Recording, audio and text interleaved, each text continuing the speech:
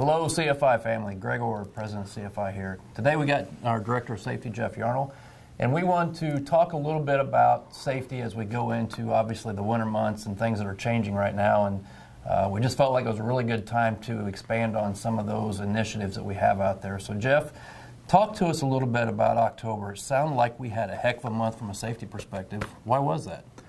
Well, you're right. First of all, we had a heck of a month. It was one of our best ever. In fact, tied for the third best ever. Just kind of a little history. The best CFI ever had was June of 2094, I believe, where we recorded 2 DOT recordable accidents. Another month in 94, there was 4.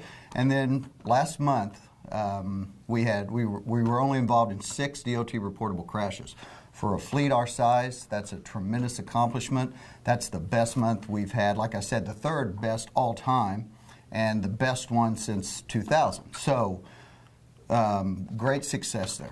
Pretty impressive, to say the least, especially with the amount of miles that we run each month, which is, what, 20 to 25 million miles roughly, and last month was probably on the high side of that, I would guess. So yes.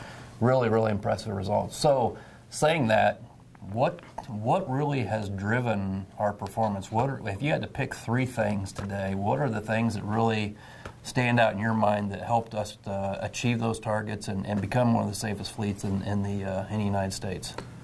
Well, the first one's easy. It's our drivers. I mean, we have a great fleet. There's no better safety device out there than a well-trained, well-rested, professional driver. Yep. And so, tough to beat that.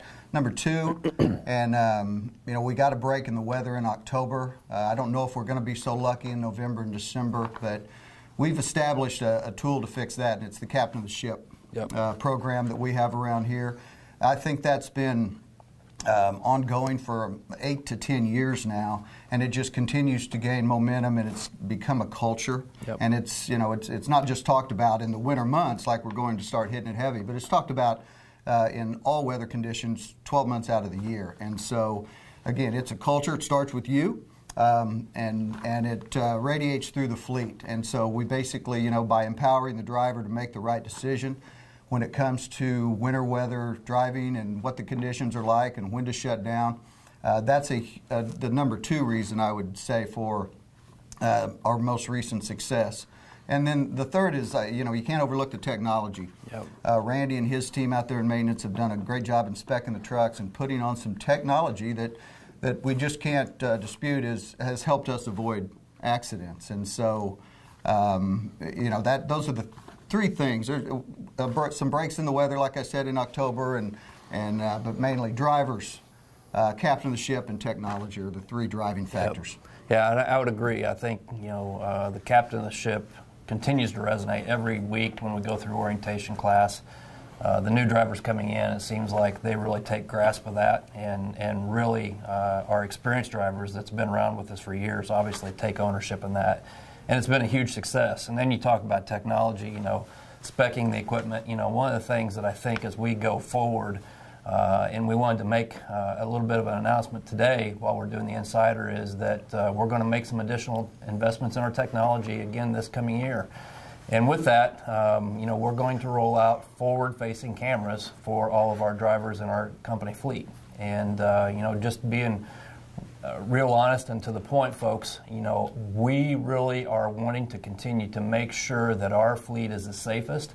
And by having forward-facing cameras, we feel like this gives us an opportunity to mitigate a lot of the risks and exposure that all large trucking companies get, especially us, without it. Today in the environment that we're in. And, you know, as one of the things that's irritating, I continue to ask Jeff each week, you know, one of our biggest accidents right now is people colliding rear end with us. And why is that? It's not because of us. We're doing our job properly, but it's because we have drivers out there that are distracted, meaning other drivers that are distracted running into us or doing things that they shouldn't be. And right now, the challenge we have is without some type of technology to be able to protect us, at least from a front-facing perspective, it gives us an opportunity to be able to hopefully, maybe not exonerate, but at least protect us on a going-forward basis to help each one of our drivers hopefully be able to maintain a job if they ever are in an incident, to where we can prove that the accident was wrong and it wasn't our fault. But more importantly, just making sure that, you know, as a company, as drivers, as professional family here, that we're taking care of each other. And that's really our focus right now. So I know you've got some thoughts around it and wanted to explain and maybe go through some additional items. But, you know, that's kind of my initial opening and take on it. And we'll let you kind of chew from that point. Well, you're spot on, Greg, with a lot of those comments. But I will say this. Our biggest asset is our driver. Yep. And this technology helps protect our biggest asset. It's that simple to me. A driver's biggest asset is that CDL, and that protecting that CDL and that driving record. And so, again, this technology, video technology of what's going on in front of you only, would just help us defend that driver. Exonerate us in certain crashes, certain crash types.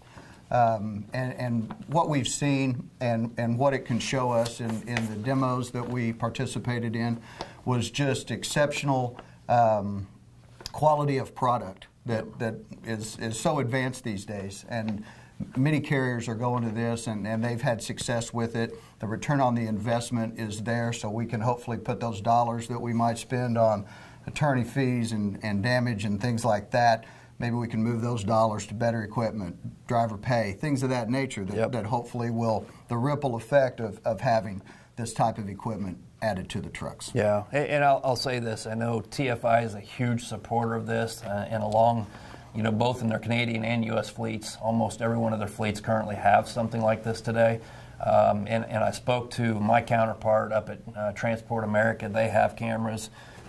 Just a couple weeks ago, they had one that was really just a bad situation where a lady had pulled out in front of the truck, and you know, nothing that the driver could do other than, you know, go right into the car, and caused a lot of injury and pain for that family. You know, and please don't take this the wrong way, folks. We're not trying to point blame at anybody else. We're just trying to protect ourselves and our drivers. And that's how we're trying to look at this as we go forward. Our whole purpose is around these cameras is to make sure that if we did everything right, that we're able to show that if we have to go to court. And as all of you know, during the safety meetings, I mean, I talk about this almost every safety meeting. As an organization, we have spent an inordinate amount of money, millions and millions and millions of dollars in accident costs. And it's not necessarily the cost that's really driving us, or the accident itself. It's all the attorney fees and litigation that come with that. Sure. And that's the challenge, is if we have some type of proof that we did the things that were right, and we know for a fact that our drivers are 99% doing the right things out there every given day, because we know that we've got one of the safest fleets out there, even without cameras today.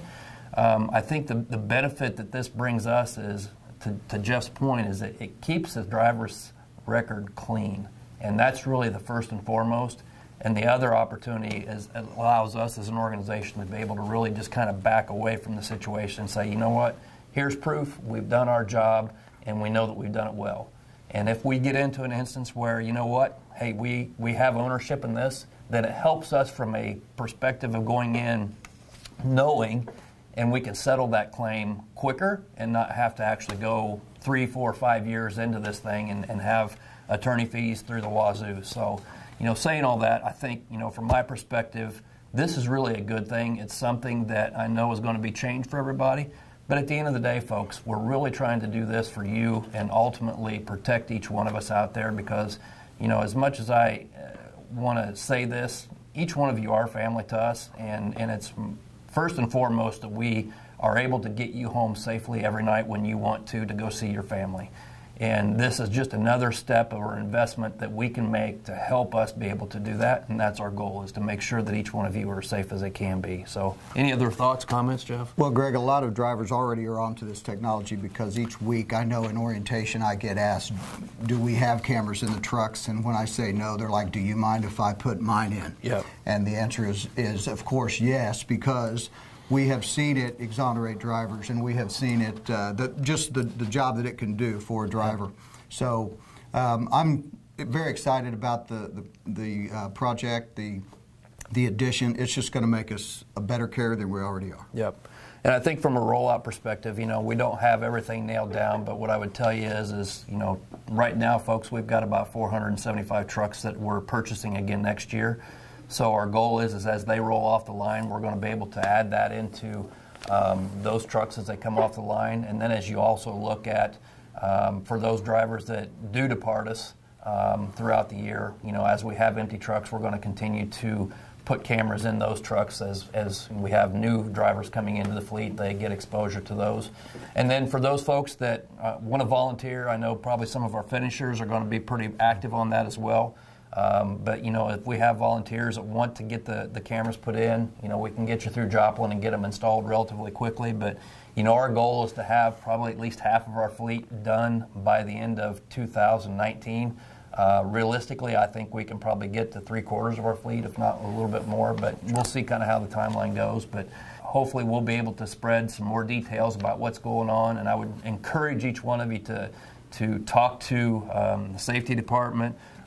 Your fleet managers will know a little bit more. We're going to share some information with them over the next 2 or 3 days to be able to give them some insight and frequently asked questions. So we want to be able to answer the questions how we can for you. And if we don't have an answer, we'll definitely dig into it and find one for you. But, you know, I think, again, folks, the message is this. It's very simple. You know, as we are one of the premier carriers in the United States, don't think that the motoring public doesn't know that, and don't think that the attorneys out there don't know that. And our focus is to make sure that each one of you are safe, doing your job properly.